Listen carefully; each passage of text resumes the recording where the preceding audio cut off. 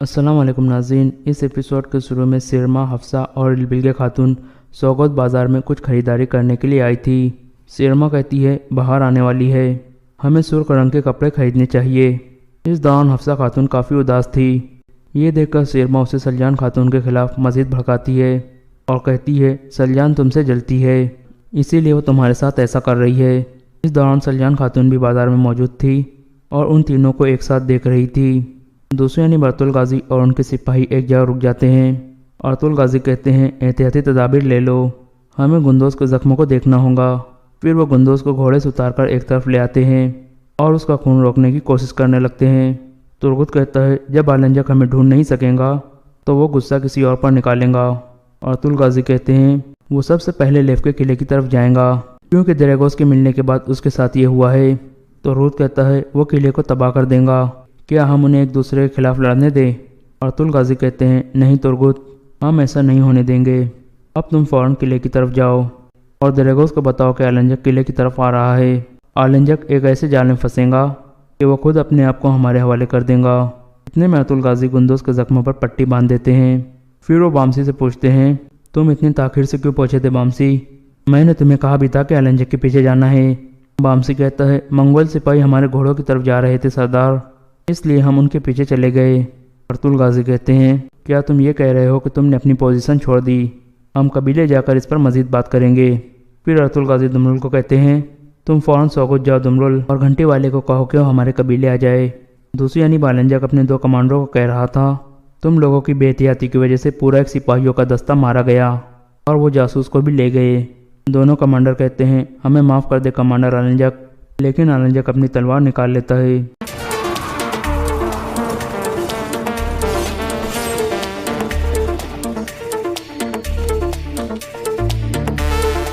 इस तरह आलंजक उन दोनों को मार देता है और फिर कहता है सबसे पहले मैं अपना इंतकाम लूँगा। बेबोलत पूछता है आप इसका आगाज़ कहाँ से करोगे? आलंजक कहता है किले से। मैं जानना चाहता हूँ कि मैं अपने दुश्मन को कैसे ना पहचान सका। बेबोलत कहता है मैं भी आपके साथ चलता हूँ। आलंजक कहता है तुम कबीले जाओ और मेरे हुक्म का इंतज़ार करो, मैं खुद उनसे निपट लूँगा। चलो सिपाहियों किले की तरफ चलें। ये कहकर आलंजक रवाना हो जाता है। दूसरी यानी मलिक सा मर्गिन को लेकर कबीले पहुँच गया था, उसे हकीम आर्तुक के पास ले जाता है। हकीम आर्तुक कहते हैं किसी को भी पता न चले कि मर्गिन यहाँ है। इसके बाद हकीम आर्तुक और एल्जिन खातून मर्गिन का इलाज शुरू कर देते हैं। दूसरी यानी बेबोलत अपने कबीले में पहुँच चुका था और बातुर उसके जख्मों को साफ कर रहा था। इसके बाद वो एक गर्म लोहा उठाकर लाता है ताकि जख्म बंद कर सके।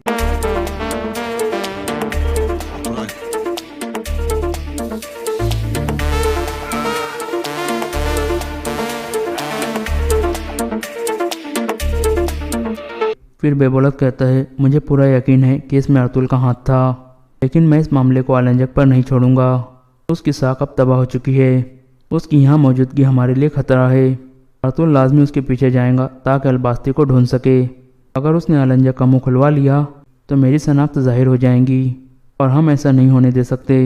बातुर कहता है सिर्फ एक सूरत में वो बोल नहीं पाएगा कि हम उसकी ज़बान काट दें।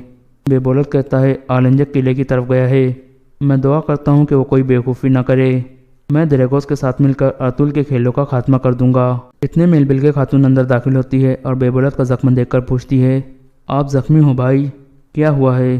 बेबोलत कहता है जख्म का निशान हमारी बहादुरी की अलामत है इल्बिलगे, तुम परेशान मत हो, ये सिर्फ एक खरोच है। इल्बिलगे खातून कहती है मैं तबीब को बुलाकर लाती हूँ। बेबोलत कहता है इसकी कोई ज़रूरत नहीं है इल्बिलगे, तुम यहाँ आओ। फिर इल्बिलगे खातून पूछती है ये कैसे हुआ भाई?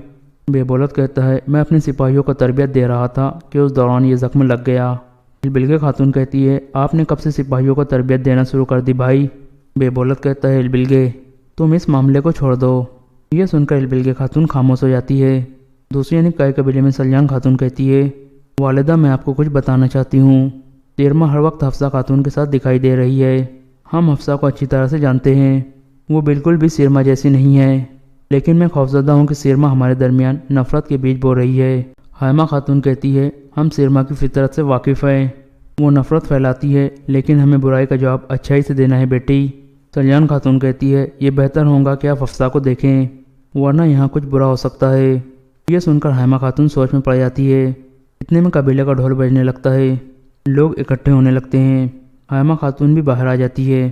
فتح الغازی اور ان کے سپاہی واپس پہنچ چکے تھے۔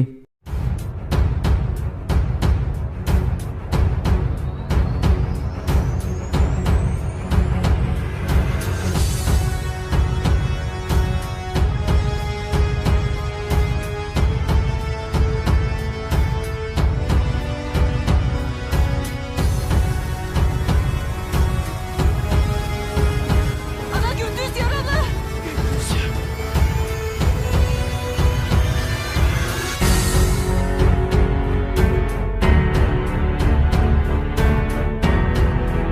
پھر حائمہ خاتون پوچھتی ہے تم کیسے ہو گندوز؟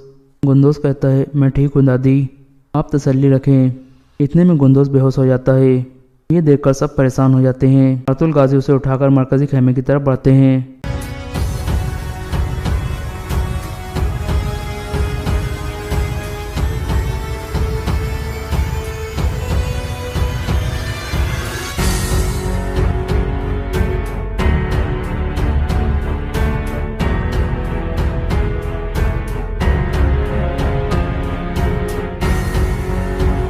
پھر ارطغرل غازی پوچھتے ہیں ارطغرل صاحب کہاں ہیں؟ ساجی کہتا ہے ارطغرل صاحب کے آنے تک مجھے دیکھنے دے بابا۔ پھر ساجی گندوز کے زخموں کو دیکھنے لگتا ہے۔ اتنے میں حکیم ارطغرل بھی آ جاتے ہیں اور گندوز کا علاج شروع کر دیتے ہیں۔ پھر ارطغرل غازی بامسی سے کہتے ہیں کنکت کو لے کر میرے خیمے میں آؤ بامسی۔ یہ کہہ کر وہ باہر نکل جاتے ہیں۔ دوسری یعنی ترگت لیف کے قلعے میں پہنچ جاتا ہے۔ اتنے میں کمانڈر وہاں آ جاتا ہے۔ ترگت کہتا ہے جا کر کمانڈر دریگوس کو بتاؤ کہ ترگت آیا ہے، اس کے پاس زیادہ وقت نہیں ہے۔ کمانڈر ایک سپاہی کو بھیج دیتا ہے اور پھر ترگت کو کہتا ہے اپنا کلہاڑا ہمارے حوالے کر دو۔ ترگت اپنا کلہاڑا کندھے پر رکھ کر کہتا ہے اگر تم لے سکتے ہو تو لے لو۔ کمانڈر اپنے سپاہیوں کو کہتا ہے اس سے کلہاڑا لے لو، لیکن کسی بھی سپاہی کی ضرورت نہیں ہوتی کہ وہ ترگت سے کلہاڑا لے سکے۔ اتنے میں اورانوس وہاں پہنچتا ہے اور کہتا ہے خدا کا شکر ہے کہ آپ ٹھیک ہو ترگت صاحب، تو آپ اس جہنم سے نکلنے میں کامیاب ہو گئے۔ ترگت کہتا ہے ہم نے دشمنوں کو جہنم میں پھینک دیا ہے، ہم وہ لے لیتے ہیں جو چاہتے ہیں اور دیتے کچھ نہیں ہیں۔ پھر اورانوس کہتا ہے چلے اندر چلتے ہیں۔ ترگت اور اورانوس مرکزی حال میں پہنچتے ہیں۔ ترگت کہتا ہے میں یہاں کچھ لینے آیا ہوں دریگوس۔ اورانوس کہتا ہے آپ کیا چاہتے ہو؟ جو میں نے دیا کیا وہ کافی نہیں تھا؟ ترگت کہتا ہے ہم نے اپنی طاقت سے آلنجک سے وہ لے لیا جو ہمارا تھا، لیکن وہ جلد یا دیر سے اس قلعے میں انتقام لینے کے لیے آئے گا اور پھر اسے ہم یہاں ایک آخری جھٹکا دیں گے۔ اورانوس کہتا ہے نہیں نہیں، اگر اس قلعے میں آلنجک کو کوئی نقصان پہنچا تو منگولوں کو پتہ چل جائے گا، پھر وہ اس قلعے کو تباہ کر دیں گے اور مجھے بھی مار دیں گے۔ ترگت کہتا ہے تم فکر مت کرو، ہم اس قلعے میں اسے نہیں مروانا چاہتے، ہم صرف چاہتے ہیں کہ جب وہ یہاں آئے تو تم ایسے ظاہر کرنا جیسے تمہیں کچھ پتہ ہی نہیں ہے اور تم اس حملے میں شامل نہیں ہو۔ اورانوس کہتا ہے کیا تم آلنجک کے لیے مجھے چارے کے طور پر استعمال کرنا چاہتے ہو؟ ترگت کہتا ہے تمہیں نہیں کمانڈر دریگوس، بلکہ تمہارے سوگوت کے جاسوس کو۔ یہ سن کر اورانوس کچھ حیران ہوتا ہے۔ دوسری یعنی دریگوس سوگوت کے سرائے محل میں موجود تھا۔ پھر وہ خاموشی سے ارطغرل غازی کے کمرے میں گھس جاتا ہے اور دل میں کہتا ہے ارطغرل دیکھتے ہیں ہلاکو خان کے اور کون سے اہم خط ہے تمہارے پاس۔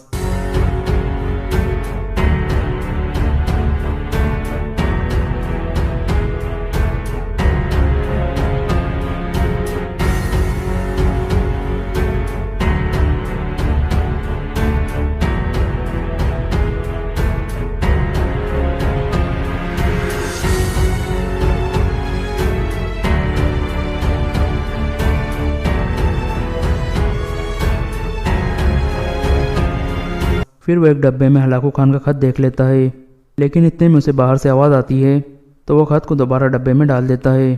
اتنے میں دمرل اندر داخل ہو کر کہتا ہے تم یہاں کیا کر رہے ہو گھنٹی والے؟ دریگوس کہتا ہے یہاں کافی دھول جمع ہو گئی تھی، میں وہ صاف کر رہا تھا۔ دمرل کہتا ہے جب تمہیں صاف کرنے کو کہا جائے تو پھر صاف کیا کرو۔ اب چلو میں تمہیں ارطغرل صاحب کے پاس لے چلوں، انہوں نے تمہیں بلایا ہے۔ یہ سن کر دریغوز باہر نکل جاتا ہے۔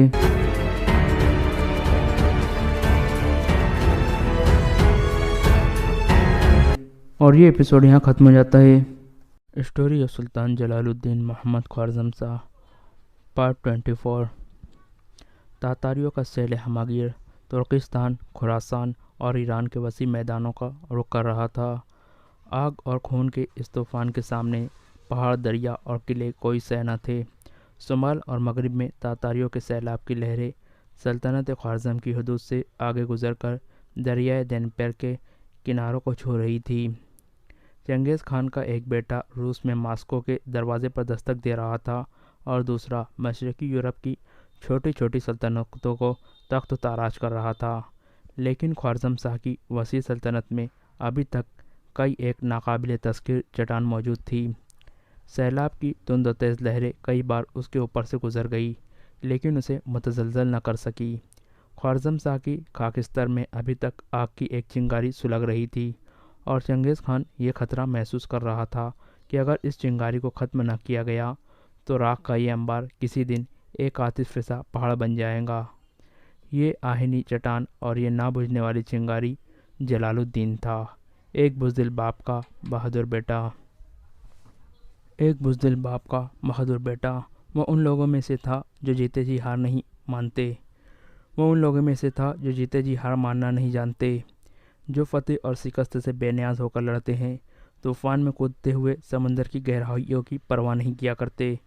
جلال الدین نے جانبازوں کی ایک مٹھی بھر فوج کے ساتھ کئی میدانوں میں تاتاریوں کا مقابلہ کیا۔ وہ ایک جگہ سے شکست کھا کر نکلتا اور دوسرے دن یہ سنا جاتا کہ وہ 30 یا 40 کوس دور اپنی سلطنت کے کسی کھوئے ہوئے شہر کو واپس لے چکا ہے۔ کبھی اس کے ساتھ 5000 سپاہی ہوتے، کبھی 500 اور کبھی 5 سپاہی سے بھی کم، لیکن وہ لڑتا رہا۔ وہ بھوکے شیر کی طرح عقب سے حملہ کرتا اور عقاب کی طرح ہر وار پر جھپٹتا اور تاتاریوں کے دیکھتے ہی دیکھتے کسی پہاڑ یا جنگل میں روپوش ہو جاتا۔ رات کے وقت اس کے سوار تاتاریوں کی چھاؤنیوں پہ حملہ کرتے اور آن کی آن میں جلتی ہوئی مسلوں سے سینکڑوں خیموں کو آگ لگا دیتے۔ وہ تاتاریوں کے ٹڈے دل افواہ سے مروب نہ ہوا۔ مفتوحہ شہروں اور بستیوں پر تاتاریوں کے مظالم کی داستانیں اس کا حوصلہ پست نہ کر سکی۔ بخارا، سمرقند اور دوسرے شہروں پر تاتاریوں کے مظالم کی داستانیں سن کر جنوب کے شہروں کی بیشتر آبادی ہمسایہ ممالک کی طرف ہجرت کر چکی تھی۔ عراق، شام، افغانستان اور مصر کی طرف جانے والے راستوں پر لاکھوں پناہ گزین بچوں، مردوں اور عورتوں کے قافلے بھوک سے مر رہے تھے۔ صاحب حیثیت لوگ محمد شاہ کی پہلی شکست کی خبر پاتے ہی دوسرے ممالک کی طرف ہجرت کر چکے تھے۔ لیکن چند اور شہر فتح ہونے کے بعد جب سب کو یقین ہو گیا کہ تاتاری کسی ایسے مسلمان مرد کو زندہ نہیں چھوڑتے جو تلوار اٹھا سکتا ہو، تو غریب اور نادار لوگ بھی اپنی بستیاں اور شہر خالی کرنے لگے۔ قافلوں اور قافلوں کے رہنماؤں میں بہت کم کو یہ علم ہوتا کہ ان کی منزل کہاں ہے، لیکن وہ جا رہے تھے۔ شمال مشرق سے تاتاریوں کا خوف انہیں جنوب مغرب کی طرف ڈھکیل رہا تھا۔ جن قافلوں کا تاتاریوں سے تصادم ہوتا، ان میں سے چند خوبصورت عورتوں کے سوا باقی تمام کو قتل کر دیا جاتا۔ روز ازل سے لے کر اب تک دن کے وقت سورج اور رات کے وقت تاروں نے خدا کی زمین پر اپنی آنکھوں سے ایسے مظالم نہ دیکھے تھے۔ پناہ گزینوں کی زیادہ تر تعداد کا رخ مرو کی طرف تھا، اور یہ وہ شہر تھا جو 6 صدیاں پیشتر ترکستان کے فاتح اعظم قطبہ بن مسلم باہلی کا مستقر تھا، جہاں سلطان سنجر سلجوقی کی قبر موجود ہے۔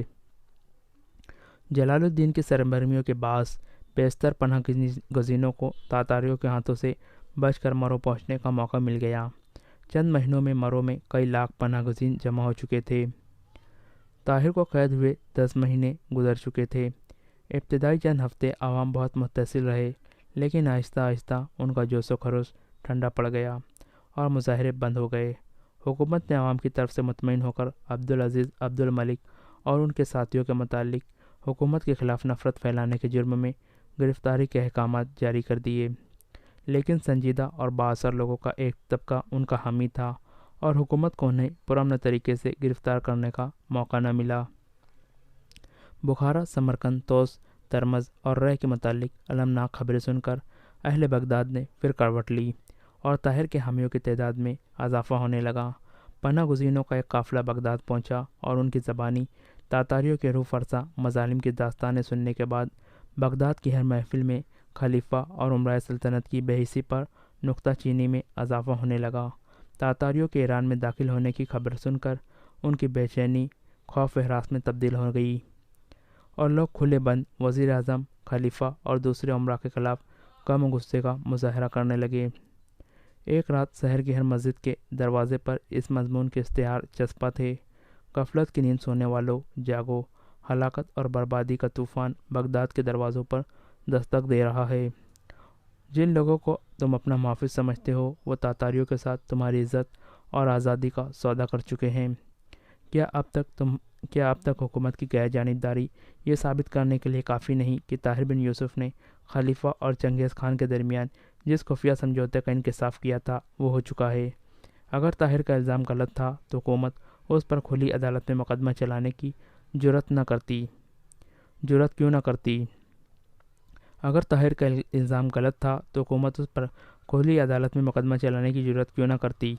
اگر خلیفہ کو علاؤالدین محمد خوارزم شاہ سے دشمنی تھی تو اب وہ چل بسا۔ اب ترکستان، خراسان اور ایران میں تاتاریوں کے ناقابل بیان مظالم کی اطلاعات سن کر بھی خلیفہ دشمنان اسلام کے خلاف اعلان جہاد کیوں نہیں کرتا؟ بغداد کے لوگوں، تمہارے غدار تمہیں اس دشمن کے ہاتھ میں فروخت کر رہے ہیں جو کسی پر رحم کرنا نہیں جانتا۔ اب وقت آ گیا ہے کہ تم اپنے لیے فیصلہ کرو۔ جامع مسجد میں جمعہ کی نماز کے بعد ایک پیغام سنایا جائے گا۔ جمعہ کے دن مسجد میں تل دھرنے کو جگہ نہ تھی اور پیغام سنانے والا عبد الملک تھا۔ سامعین یہ محسوس کر رہے تھے کہ طاہر بن یوسف کی روح قید خانے سے نکل کر اس کے وجود میں آ گئی ہو۔ اس کی تقریر کا سب سے پہلا اثر یہ تھا کہ جن قاضیوں نے طاہر بن یوسف کے خلاف باغی ہونے کا فتویٰ دیا تھا ان کے مکانات کو آگ لگا دی گئی۔ شام کے وقت مستعجل ہجوم وزیر اعظم کے محل کے دروازے کے سامنے نعرہ لگا رہا تھا۔ اکابرین سلطنت ایک وسیع کمرے میں خلیفہ کی مسند کے سامنے کرسیوں پر رونق افروز تھے۔ نقیب نے خلیفہ کی آمد کا اعلان کیا اور عمرہ اٹھ کر کھڑے ہو گئے۔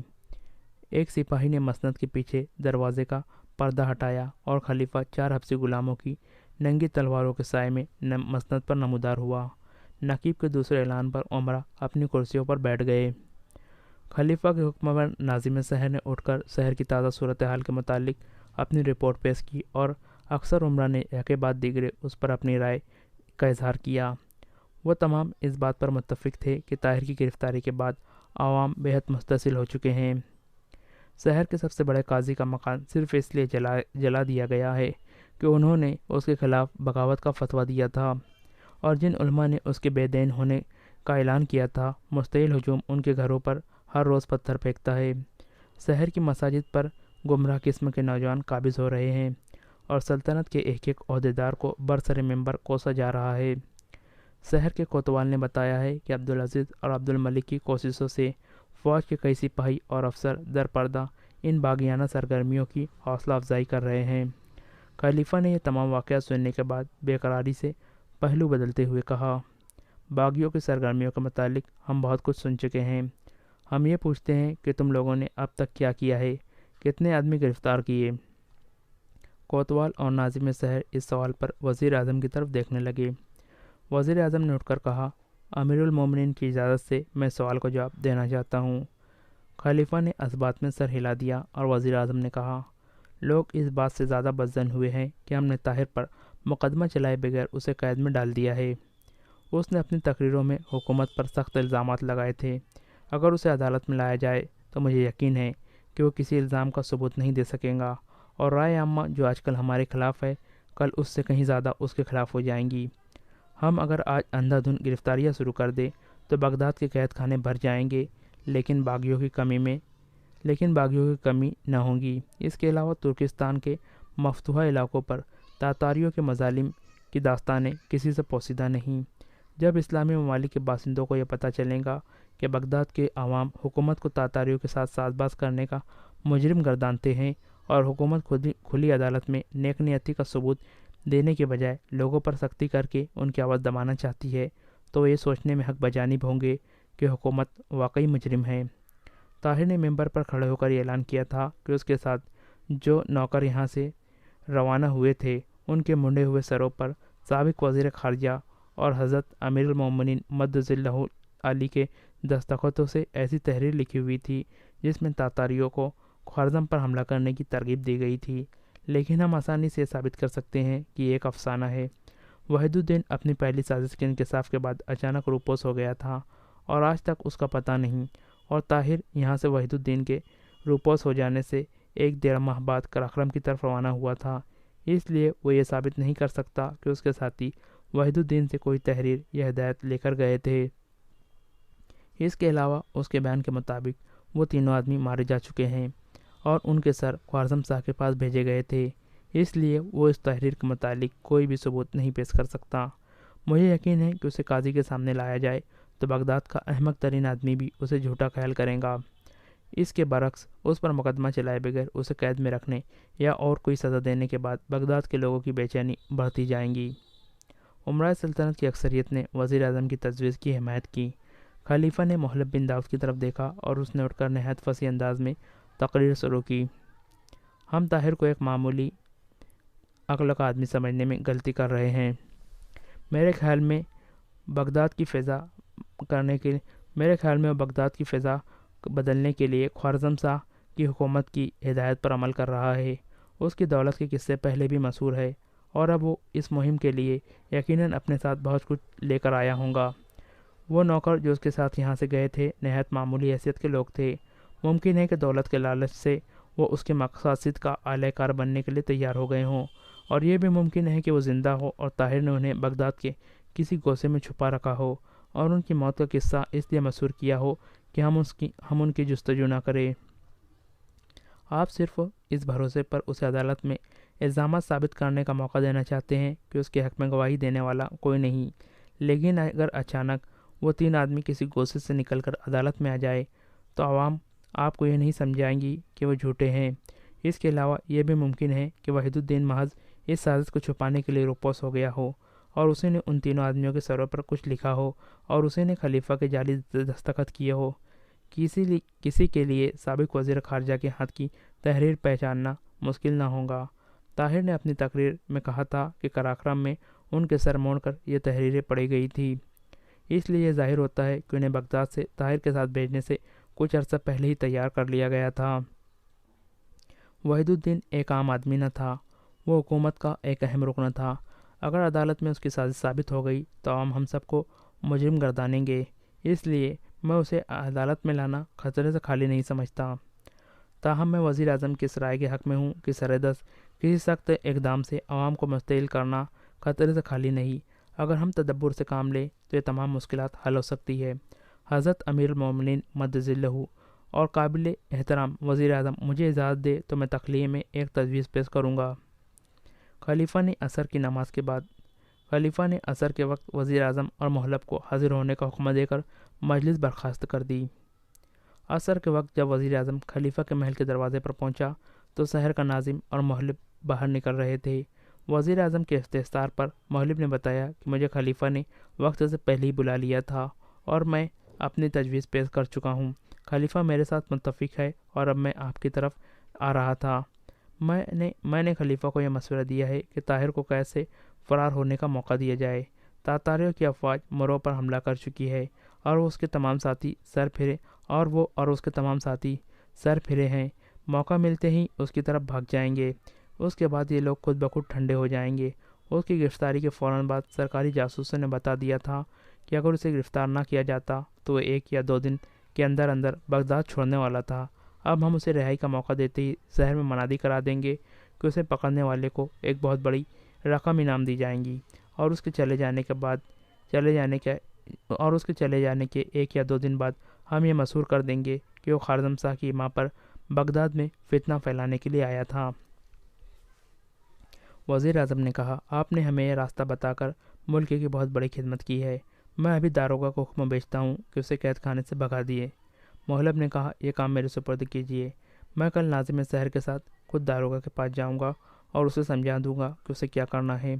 وزیر اعظم نے کہا، آپ نے مجھے بہت بڑی ذہنی کوفت سے نجات دلائی ہے، میں آپ کو شکر گزار ہوں۔ محلب نے جواب دیا، یہ میرا فرض تھا۔ لوگ بہت زیادہ متصل ہو رہے ہیں، میرے خیال میں اسے جلدی قید خانے سے نکال دینا چاہیے۔ آپ مطمئن رہے، وہ کل آزاد ہو جائے گا۔ صفیہ دریا کے بالائی کنارے منزل کی چھت پر کھڑی تھی۔ شام ہونے کو تھی۔ مغربی افق پر آفتاب کو اپنی آگوش میں لینے والے بادلوں کا رنگ سرخ ہو رہا تھا۔ پرندے آسمان کی مسل کو روپوش ہوتے دیکھ کر اپنے اپنے گھونسلوں کی طرف جا رہے تھے۔ فضا کے دھندلے کے ساتھ چاند کا زردی مائل چہرہ روشن ہونے لگا تھا۔ ستارے آسمان کے آنچل سے جھانکنے لگے اور مغموم کائنات مسکرا اٹھی۔ فضا میں خنکی اور بڑھ رہی تھی۔ دن بھر کے تھکے ہوئے ماہی گیر اپنی اپنی کشتیاں دوسرے کناروں پر لگا رہے تھے۔ پانی کی سطح سے کبھی کبھی کوئی بے قرار مچھلی ایک دو بالش سے اچھلتی پھر روپوش ہو جاتی۔ صفیہ نیچے اترنے کا ارادہ کر رہی تھی کہ اسے کسی کے پاؤں کی آہٹ سنائی دی۔ اس نے مڑ کر دیکھا اور بے پرواہی سے منہ پھیر لیا۔ یہ قاسم تھا۔ اس نے کہا، صفیہ سردی لگ جائیں گی، چلو نیچے۔ صفیہ نے کوئی جواب نہیں دیا اور آگے بڑھ کر پھر دریا کی طرف دیکھنے لگی۔ صفیہ، خدا کے لیے بولو، مجھے جی بھر کر کوسو، میرے لیے تمہاری یہ خاموشی ناقابل برداشت ہے۔ اگر مجھے معلوم ہو کہ اس دریا کا رخ بدل دینے سے تمہاری کھوئی ہوئی مسکراہٹ واپس دلا سکتا ہوں تو خدا کی قسم میں اس کے لیے بھی تیار ہو جاؤں گا۔ وہ چلائی، تم جھوٹے ہو، مکار ہو، خدا کے لیے جاؤ، مجھے پریشان نہ کرو۔ بس میں یہی سننے کے لیے آیا تھا۔ اس نے اپنی خفت کو چھپاتے ہوئے مسکرانے کی کوشش کی۔ صفیہ نے اور زیادہ تلخ ہو کر کہا، تم ظالم ہو، تم کمینے ہو، تم قوم کے غدار ہو، جاؤ ورنہ میں اس چھت سے کود کر چھلانگ لگا دوں گی۔ قاسم نے آگے بڑھ کر اس کا بازو پکڑ لیا۔ صفیہ، واقعی تم مجھ سے اتنی نفرت کرتی ہو؟ میں تمہیں نفرت کے قابل بھی نہیں سمجھتی۔ اس نے اپنا بازو چھڑانے کی کوشش کرتے ہوئے کہا، یہ سب کچھ طاہر کی وجہ سے ہے، وہ بیوقوف بدو۔ قاسم غصے سے دانت پیس رہا تھا۔ میں تمہیں ہمیشہ قابل نفرت سمجھتی تھی۔ تم جھوٹ کہتی ہو۔ تم نے آج جو کچھ کیا ابا، امی اور سکینہ سے کہا، میں سن چکا ہوں۔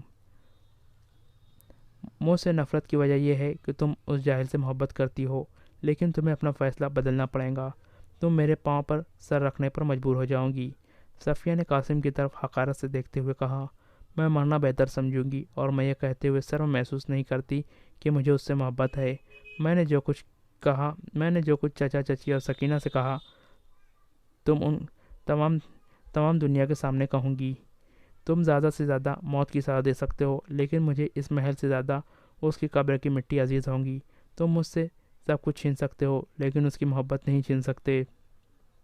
تمہیں اس کی قبر کی مٹی عزیز ہوں گی، لیکن میں تمہیں یقین دلاتا ہوں کہ اسے قبر کی مٹی بھی نصیب نہیں ہوں گی۔ مجھے اس کی پرواہ نہیں، میں اسے ہر جگہ دیکھ سکوں گی۔ دریا کی ان لہروں میں، چاند کی روشنی میں، ستاروں کی جگمگاہٹ میں وہ ہر وقت میرے پاس ہوگا۔ میں پھولوں میں اس کی مسکراہٹ دیکھوں گی، ہواؤں کی سرسراہٹ میں اس کی آواز سنوں گی۔ تم اسے مجھ سے چھین سکتے ہو، جدا نہیں کر سکتے۔ تو اس کا مطلب یہ ہے کہ تمہاری محبت کو اس بات کی پرواہ نہیں کہ وہ زندہ رہے یا مر جائے۔ تمہیں اس کی زندگی کے بلند مقاصد سے کوئی دلچسپی نہیں۔ تم ان بلند مقاصد کے متعلق کیا جانتے ہو؟ ایک گندی نالی میں پلنے والا کیڑا آسمان کی بلندیوں سے باتیں کرنے والے عقاب کے خیالات کو کیسے سمجھ سکتا ہے؟ تو کیا تم یہ پسند کرو گی کہ تمہارے عقاب کے صرف پر تمہاری وجہ سے کاٹ ڈالے جائیں؟ اگر تم یہ چاہتی ہو کہ وہ اپنے مقاصد کے لیے زندہ رہے تو تم اسے موت کے منہ سے بچا سکتی ہو، لیکن تمہیں ایک چھوٹی سی قربانی دینا پڑے گی۔ میں اس کے لیے بڑی سے بڑی قربانی دے سکتی ہوں، لیکن یہ اچھی طرح سوچ لو، تمہیں صرف اس کی ذات سے محبت ہے۔ اس کے مقاصد کے لیے قربانی دینا تمہارے لیے آسان نہ ہوگا۔ تمہیں اپنی محبت قربان کرنا پڑے گی۔ بتاؤ، تم اس کے لیے تیار ہو؟ بولو، خاموش کیوں ہو گئی؟ میں آج تمہارا امتحان لینے کے لیے آیا ہوں۔ کان کھول کر سنو، اسے قتل کر دینے کا فیصلہ ہو چکا ہے، لیکن تمہارا ایک وعدہ اس کی جان بچا سکتا ہے۔ میں اسے قید خانے سے فرار ہونے کا موقع دے سکتا ہوں۔ وہ ترکستان یا کسی اور ملک میں جا کر اپنے بلند مقاصد کے لیے زندہ رہ سکتا ہے۔ صفیہ نے قدر نرم ہو کر سوال کیا، اور اس کے بعد مجھ سے کیا وعدہ لینا چاہتے ہو؟ یہ کہ تم میرے ساتھ شادی کر لوں گی۔ دونوں کچھ دیر ایک دوسرے کو دیکھتے رہے۔ صفیہ کے کانوں میں طاہر کے یہ الفاظ گونج رہے تھے، آپ ایک عالیشان مکان میں رہ کر بھی اپنا دم گھٹتا محسوس کرتی ہے، لیکن ترکستان میں آپ کی ہزاروں ایسی بہنیں ہیں جنہیں آسمان کے نیچے سر چھپانے کو جگہ نہیں ملتی۔ اس وقت میری توجہ کی حقدار وہ ہیں۔ اسلام کی وہ بد نصیب بیٹیاں اپنی عراق، عرب اور مصر کے پرامن شہروں میں رہنے والی اسلامی بہنوں سے پکار کر یہ کہہ رہی ہے، اگر تمہارے شوہر عزیز اور بھائی ہماری مدد کو پہنچ سکتے ہیں تو خدا کے لیے ان کا راستہ نہ روکو۔ دریا میں بہتے ہوئے اس انسان کی طرح جس کے ہاتھ میں کنارے پر اگی ہوئی گھاس کے چند تنکے آ گئے ہو، صفیہ نے ایک گہری سانس لیتے ہوئے کہا، میں وعدہ کرتی ہوں لیکن مجھے تمہاری باتوں پر یقین نہیں آتا۔ اسے کیسے چھڑانا تمہارے بس میں نہیں۔ قاسم نے پر امید ہو کر کہا، تم اطمینان رکھو، وہ بہت جلد آزاد ہو جائیں گا۔ صفیہ نے سراپا التجا بن کر کہا، قاسم میرے ساتھ دھوکہ نہ کرنا۔ عالم اسلام کو اس کی ضرورت ہے۔ اگر تم مجھے معاف نہیں کر سکتے تو اپنے ہاتھوں سے میرا گلا گھونٹ ڈالو۔ میرا ہونا نہ ہونا ایک جیسا ہے، لیکن اس کی موت شاید لاکھوں انسانوں کی موت ہو۔ قاسم نے جواب دیا، تم ان قریب سنو گی کہ وہ خاردم پہنچ چکا ہے، چلو نیچے چلے۔ صفیہ اس کے ساتھ چل دی۔ وہ کمرے میں داخل ہوئی تو سکینہ نے کہا، تم کہاں غائب ہو گئی تھی؟ کھانا ٹھنڈا ہو گیا ہے۔ وہ جواب دیے بغیر اپنے بستر پر لیٹ گئی اور تکیہ میں منہ چھپا کر ہچکیاں لینے لگی۔ سکینہ نے اسے اٹھا کر اپنی طرف متوجہ کرنے کی کوشش کرتے ہوئے کہا، صفیہ تمہیں کیا ہو گیا؟ بتاؤ، خدا کے لیے بتاؤ۔ لیکن صفیہ نے اس کا ہاتھ جھٹکتے ہوئے کہا، سکینہ جاؤ، مجھے تنہا رہنے دو۔ شام کے وقت قید خانے کی چار دیواری کے اندر داروغہ کے مکان کے ایک کمرے میں محلب، ناظم سحر اور داروغہ بیٹھے ہوئے تھے۔ ناظم سحر نے محلب سے سوال کیا، فرض کیجئے اگر آج اس نے کھانا نہ کھایا تو کل ضرور کھائیں گا۔ داروغہ نے کہا، میری نظر میں تو وہ وحید الدین سے بھی کم خطرناک نہیں۔ مجھے ڈر ہے کہ وہ کسی وقت ہماری گردن پر تلوار ثابت نہ ہوگا، اس لیے بہتر یہ ہوگا کہ اسے ابھی قید خانے کی زندگی سے آزاد کیا جائے۔ محلب نے جواب دیا، اس کے متعلق بعد میں دیکھا جائے گا۔ ایک سپاہی نے اندر آ کر اطلاع دی کہ قاسم آپ سے ملنا چاہتا ہے۔ محلب نے حیران ہو کر سوال کیا، قاسم؟ بلاؤ اسے۔ قاسم نے آتے ہی شکایت کی کہ وہ اسے دیر سے ڈھونڈ رہا ہے۔ محلب نے سوال کیا، تمہیں میرے یہاں آنے کی خبر کس نے دی؟ مجھے آپ کی قیام گاہ سے پتہ چلا کہ آپ ناظم کے ساتھ گئے ہیں۔ میں ناظم کے گھر سے اس جگہ کا پتہ ملا۔ میں تنہائی میں آپ سے دو باتیں کرنا چاہتا ہوں۔ محلب نے ناظم اور داروغہ کو اشارہ کیا۔ وہ اٹھ کر دوسرے کمرے میں چلے گئے۔ قاسم کرسی پر بیٹھ گیا۔ محلب نے سوال کیا، آپ پریشان معلوم ہوتے ہو۔ کہیے، خیریت تو ہے؟ میں آپ سے ایک بات پوچھنا چاہتا ہوں۔ پوچھیے۔ مجھے ابا جان سے معلوم ہوا ہے کہ آپ طاہر کو فرار ہونے کا موقع دینا چاہتے ہیں۔ کیا یہ درست ہے؟ لیکن یہ بات آپ کسی کو نہ بتائیے۔ میں بحیثیت ایک دوست کے پوچھنا چاہتا ہوں کہ کیا واقعی یہ درست ہے؟ یہ بالکل درست ہے، لیکن اگر آپ کو یہ بات پسند نہ ہو تو فیصلہ تبدیل کیا جا سکتا ہے۔ نہیں، قاسم نے جواب دیا، بلکہ میں چاہتا ہوں کہ آپ یہ فیصلہ تبدیل نہ کریں۔ محلب نے مسکراتے ہوئے سوال کیا، آپ اپنے ضمیر پر کوئی بوجھ محسوس کر رہے ہو؟ قاسم نے ہنستے ہوئے جواب دیا، میرے پاس بوجھ محسوس کرنے والا ضمیر نہیں۔ میں ایسے ضمیر کی تعریف کے بغیر نہیں رہ سکتا۔ لیکن یہ تو بتائیے، آپ ایسے خطرناک آدمی کو آزاد کیوں کرانا چاہتے ہیں؟ وہ آزاد ہو کر بھی میرا اور آپ کا دشمن رہے گا۔ تو اس کا مطلب ہے کہ آپ گھبرائیے نہیں۔ اگر آپ کی خواہش یہ ہے کہ وہ آزاد ہو تو میں اپنی خواہش کے خلاف بھی اسے بھاگ جانے کا موقع دوں گا۔ قاسم نے کچھ کہا، میں آپ کو ایک اور تکلیف دوں گا۔ اگر میں اپنے دوست کے لیے کچھ کر سکوں تو مجھے راحت ہوگی۔ میری کوئی بات آپ سے پوشیدہ نہیں۔ آپ جانتے ہیں کہ میری صفیہ کے ساتھ شادی ہونے والی ہے۔ طاہر کو ہم نے اس کے سامنے گرفتار کیا تھا۔ اسے طاہر کے ساتھ صرف اس لیے دلچسپی تھی کہ وہ اسلام کا بہت بڑا خادم ہے۔ اب وہ مجھ سے بدظن ہو چکی ہے۔ اگر آپ میری مدد کریں تو ہم اسے یقین دلا سکتے ہیں کہ طاہر کو آزاد کرانے میں میری کوششوں کا بھی دخل تھا، اور آپ نے میری دوستی کی وجہ سے خلیفہ کے سامنے یہ تجویز پیش کی تھی۔ شاید اسے میرے کہنے پر یقین آ جائے۔ محلب نے کہا، اتنی سی بات؟ میں سمجھتا تھا کہ آپ کسی بڑے کام کے لیے کہیں گے۔ کل صبح میرا پہلا کام یہی ہوگا، لیکن یہی بہتر ہوگا کہ میں اس کے ساتھ باتیں کرنے کے بجائے آپ کے ساتھ کسی ایسی جگہ باتیں کروں جہاں وہ سن سکے۔ قاسم نے جواب دیا، اس کا انتظام ہو جائے گا۔ اس پر صرف یہ ظاہر ہونا کافی ہے کہ میں آپ کے ساتھ باتیں کر رہا ہوں۔ وہ یقیناً سننے کے لیے آئیں گی۔ محلب نے ہنستے ہوئے کہا، آئندہ سیاسی زندگی میں آپ کے لیے ایسی ہوشیار بیوی بہت بڑی معاون ثابت ہوں گی۔ میں آپ کے سر پر سپہ سالار کی دستار رکھ رہا ہوں۔ شکریہ، اور آپ کے متعلق میرا دل یہ گواہی دیتا ہے کہ آپ والد کے بعد بغداد کے وزرات عظمیٰ کا قلمدان آپ کے ہاتھ میں ہوں گا۔ لیکن مجھے آپ کے متعلق خدشہ ہے، آپ بیک وقت دونوں عہدے سنبھالنے کی کوشش کریں گے، اور آپ کے متعلق مجھے یہ خدشہ ہے کہ آپ خلیفہ کا تاج چھیننے سے بھی دریغ نہ کریں گے۔ محلب نے ہنستے ہوئے سنجیدہ ہو کر کہا، لیکن تم جانتے ہو میں خلیفہ کا وفادار ہوں۔ قاسم نے اٹھ کر کہا، میں مذاق کر رہا تھا۔ اچھا میں جاتا ہوں، آپ صبح آنے کا وعدہ یاد رکھیے، میں ضرور آؤں گا۔ طاہر مغرب کی نماز کے بعد ہاتھ اٹھا کر دعا مانگ رہا تھا کہ پہرے دار آئے اور اس کی کوٹری کے اندر کھانا رکھ کر چلے گئے۔ گزشتہ 2 دن سے اس کی طبیعت ناساز تھی، اس لیے دعا سے فارغ ہونے کے بعد بھی اس نے کھانے کی طرف توجہ نہیں دی۔ تھوڑی دیر کوٹری میں ٹہلنے کے بعد وہ دیوار سے ٹیک لگا کر بیٹھ گیا۔ کچھ دیر سوچ کر اٹھا اور کوٹری کے دوسرے حصے میں جا کر وحید الدین کو آواز دی، آج آپ نہیں آئیں گے؟ میں ابھی آتا ہوں، اس نے جواب دیا۔ طاہر کچھ دیر اس کے انتظار میں ٹہلتا رہا، پھر ایسا کہ نماز کے لیے کھڑا ہو گیا۔ وحید الدین نے اس کے کمرے میں داخل ہو کر سوال کیا، تمہاری طبیعت اب کیسی ہے؟ طاہر کی طرف سے کوئی جواب نہ پا کر اس نے قریب آ کر کہا، تم نماز پڑھ رہے ہو؟ وہ تھوڑی دیر اس کے قریب بیٹھا رہا، پھر اچانک بولا، تمہارے کمرے سے پنیر کی بو آ رہی ہے۔ طاہر سنت کی رکعتیں پوری کرنے کے بعد اس کی طرف متوجہ ہوا تو اس نے پھر زور زور سے سونگھنے کی کوشش کرتے ہوئے کہا، میں حیران ہوں کہ مجھے آج پنیر کی بو آ رہی ہے۔ طاہر نے جواب دیا، میری قوت سامہ تو آج کام نہیں کرتی، دروازے کے سامنے میرا کھانا پڑا ہے، اگر اس میں پنیر ہے تو آپ کھا سکتے ہیں۔ وحید الدین نے دوبارہ زور سے سونگھنے کی کوشش کرتے ہوئے کہا، گوشت بھی ہے، میں جب سے یہاں آیا ہوں مجھے ان کمبختوں نے صرف 2 عیدوں پر ہی گوشت بھیجا ہے، پنیر کا تو میں نے کبھی تصور بھی نہیں کیا۔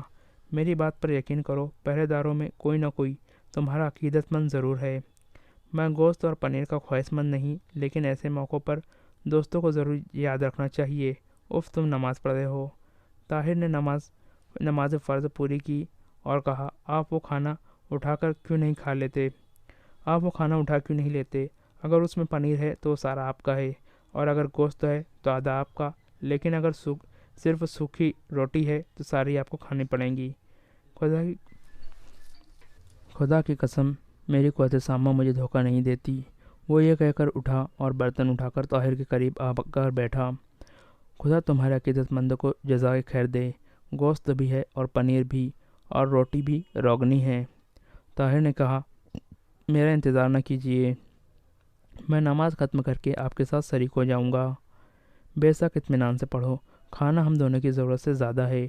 میں پنیر سے شروع کرتا ہوں، لیکن تمہارا حصہ رکھ لوں گا۔ وہ نوالا چباتے ہوئے اپنے آپ سے کہہ رہا تھا، یہ کسی فیاض آدمی کا کام ہے۔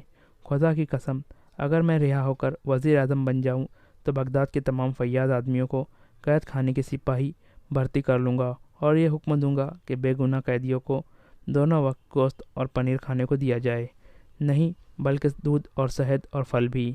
میں سرکاری باغات کے تمام پھل قیدیوں کے لیے وقف کر دوں گا۔ طاہر نے نماز ختم کر کے دعا کے لیے ہاتھ اٹھائے تو وحید الدین کے جبڑوں کی آواز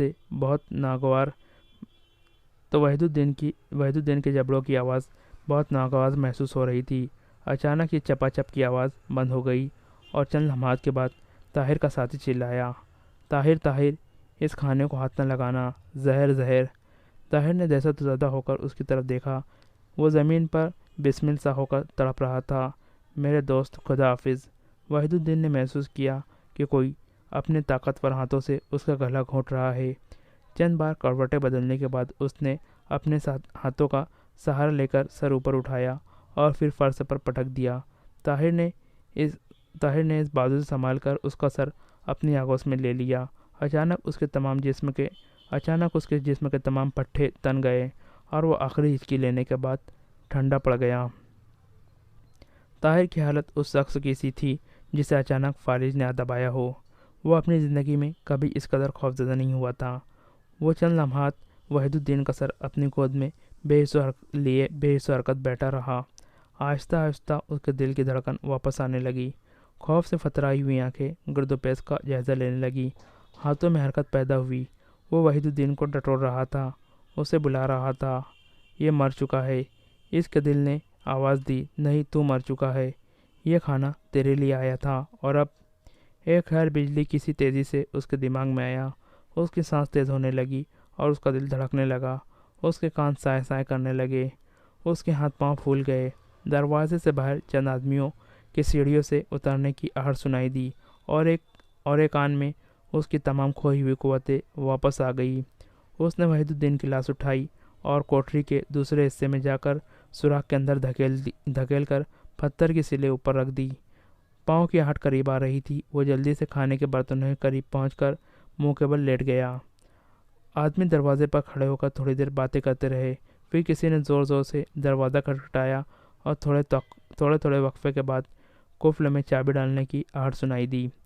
پھر دروازے کی زنجیر کے کھٹ سے گرنے کی آواز آئی۔ دروازے کی چرچراہٹ سن کر طاہر نے آنکھیں بند کر لی اور دم ساتھ لیا۔ محلب، داروغہ اور ناظم شہر 5 سپاہیوں کے ساتھ اندر داخل ہوئے۔ ایک سپاہی کے ہاتھ میں مسل تھی۔ طاہر کے جسم کو ٹھوکر مارنے کے بعد محلب نے کہا، دیکھا، تم کہتے تھے کہ ذرا اور انتظار کر لے۔ اس زہر کا ایک قطرہ ہاتھی کو مار دینے کے لیے کافی تھا۔ ذرا مسل نیچے کرو، میں دیکھوں اس نے کیا کھایا ہے۔ سپاہی نے مسل نیچے کی اور محلب